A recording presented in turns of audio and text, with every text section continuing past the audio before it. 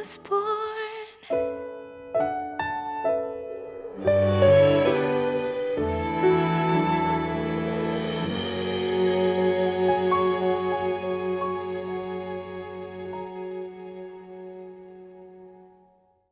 제2장.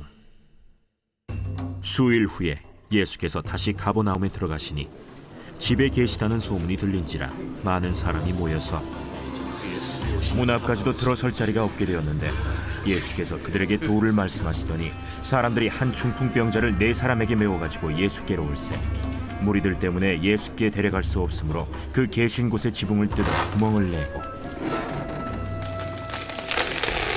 중풍병자가 누운 상을 달아내리니 예수께서 그들의 믿음을 보시고 중풍병자에게 이르시되 작은 자야, 내 죄사함을 받았느니라.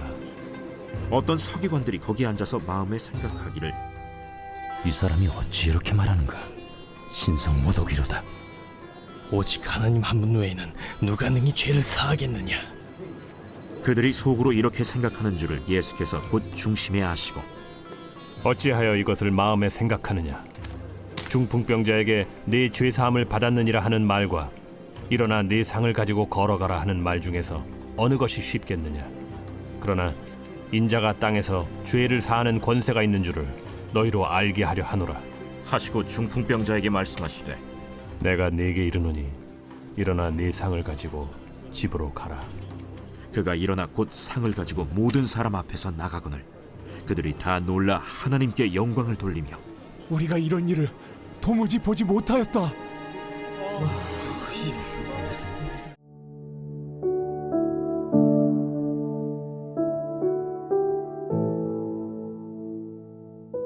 예수님께서 여러 기적들을 행하시고 또 예수님이 행하시는 기적에 매료되어서 예수님을 쫓는 사람들이 많아지면서 예수님을 향한 부정적인 시선과 의심의 눈초리도 생겨나게 되는데요. 오늘 본문인 마가복음 2장에서부터는 예수님과 종교 지도자들이 부딪히는 장면들이 등장하기 시작합니다. 예수님은 갈릴리를 돌아다니시면서 전도하시고 기적을 행하시다가 다시 가버나움으로 들어가십니다. 그리고 예수님을 보러 모인 많은 사람들 앞에서 다시 복음을 전하시는데요. 그때 갑자기 한 소동이 벌어지게 됩니다. 여러 병자들을 고쳤다는 예수님의 소문을 들었는지 4명의 사람들이 한 중풍병자를 메고 예수님께로 찾아온 것입니다. 그러나 많은 사람들이 몰려있던 터라 예수님께로 나아갈 수 없었는지 이들은 지붕으로 올라가 지붕을 뜯기 시작합니다. 본문 3절과 4절입니다. 사람들이 한 중풍병자를 4사람에게 메워가지고 예수께로 올세 무리들 때문에 예수께 데려갈 수 없으므로 그 계신 곳에 지붕을 뜯어 구멍을 내고 중풍병자가 누운 상을 달아내리니 당시 팔레스타인의 지붕들은 일반적으로 평평했고 나무로 된 대들보에 짚을 덮어서 그 위에 빡빡한 진흙을 한층 덮어놓은 구조였습니다. 아마 지붕을 뜯는 동안 집 안에서는 예수님의 말씀을 듣던 사람들 머리 위로 흙이 쏟아져 내리며 소동이 일어났을 것입니다. 이 중풍병자의 친구들은 예수님 앞에 가기 위해 무슨 일이든 기꺼이 하려는 모습을 보여줍니다. 마가복음에서는 여러 삶의 문제를 가지고 끈질기도록 예수님 앞에 나아가는 장면들이 자주 등장하는데요. 물론 하나님이라는 분을 내가 끈질기도록 구한다고 해서 원하는 것을 들어주는 존재로 여겨서는 안 되지만 우리의 삶의 문제를 우리 삶의 주인 되신 하나님 앞에 어떻게 해서든 갖고 나아가는 태도는 우리에게도 필요한 줄 믿습니다. 결국 이들은 어떻게 해서든 지붕을 뜯고 구멍을 내어서 중풍병자를 내려 예수님 앞에 나아갔습니다. 그런 이들을 보신 예수님은 이렇게 예수님 앞으로 나아가면 병이 고쳐질 것이라고 믿는 이들의 이 믿음을 보시고 그의 병을 고쳐 주십니다. 그런데 한 가지 의아한 것은 내 병이 나았느니라가 아닌 내 죄사함을 받았느니라 라고 말씀하시는 것입니다. 이 중풍병자가 병에 걸린 것이 죄 때문이었나? 물론 그럴 수도 있지만 성경에서는, 특히 본문에서는 이것에 대해서 자세히 설명하고 있지는 않습니다. 이 말씀에 대해서는 단지 이 한 사람의 병을 고치는 문제만이 아니라 예수님의 치유 사역의 본질적인 부분을 이해해야 합니다. 예수님께서는 죄로 깨어진 이 땅과 죄로 인해 깨어진 창조의 원형을 회복하기 위해 오셨습니다. 이 회복은 하나님의 피조물이 육체적으로나 영적으로나 온전히 회복되는 것이죠. 이 땅의 모든 질병과 죽음의 근본적인 원인은 모두 이 죄입니다. 그렇기 때문에 이 죄를 해결하는 것은 모든 치유에서 필수적인 것입니다.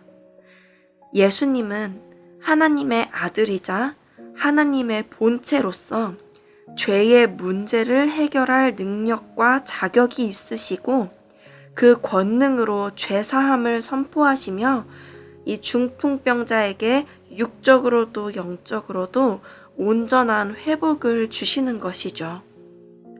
그러나 이 모습을 본 서기관들은 예수님을 신성모독이라고 속으로 비난합니다. 예수님께서는 죄를 사할 자격이 없다고 보는 것입니다. 예수님이 누구인지 모르는 것이죠. 이들은 말씀에 대해서는 아주 잘 알고 있는 자들입니다. 율법에 대해서 아주 빠삭한 자들이죠. 그런데 정작 예수님은 누구인지 몰랐습니다.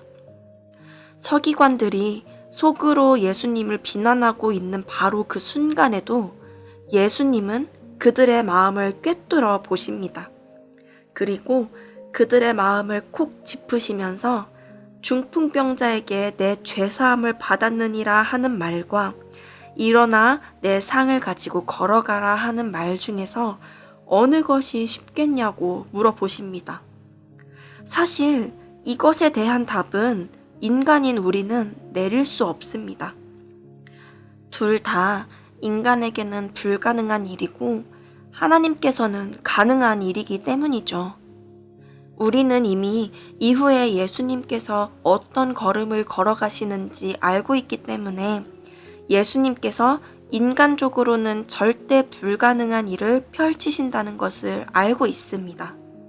바로 모든 인간의 죄를 사하기 위하여 자신의 목숨을 대속물로 내어주신다는 것이지요. 예수님께 십자가에서 죽으시고 부활하시며 하나님 나라를 시작하고 하나님과 인간의 깨어진 관계를 다시 회복시키시는 일에 비하면 중풍병자를 고치는 것은 상대적으로 사소한 일일 것입니다. 예수님께서 중풍병자에게 일어나 내 상을 가지고 집으로 가라 말씀하시니 그 즉시 모든 사람 앞에서 중풍병자가 일어나 걸어 나갔습니다. 모두가 놀라고 하나님께 영광을 돌리고 있는 이 현장에서 굉장히 자존심에 상처가 난 사람들이 있었습니다. 바로 예수님을 향하여 의심하던 서기관들이죠. 중풍병자가 일어나 나감으로 인해서 예수님이 옳고 자신들이 틀렸다는 것이 증명된 것입니다. 예수님의 메시아적 권위를 인정하지 않고 거부하는 이들은 예수님께서 주시는 회복의 자리로 나아가지 않게 되고 그로 인해 회복을 경험하지 못하게 됩니다.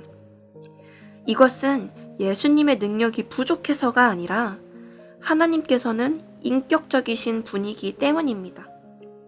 우리가 온전한 회복을 경험하기를 원한다면 우리를 회복시키실 수 있는 분께 나아가야 합니다.